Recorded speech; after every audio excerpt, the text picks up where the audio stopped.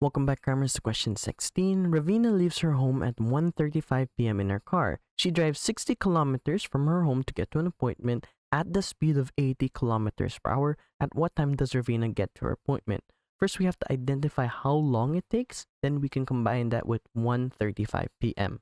So we can see here that 1 hour is to 80 kilometers.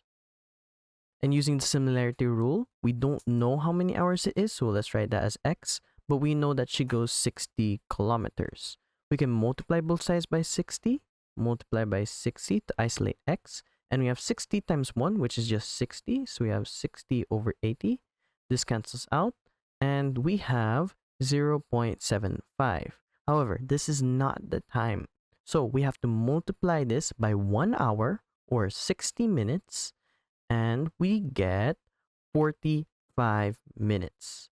Now we can combine this with the time she left. So 1:35 plus 45 minutes. This brings us to 2:20. 2:20, and we can see that it's at PM, so we can simply write PM. Thanks for watching. Cram, then scram.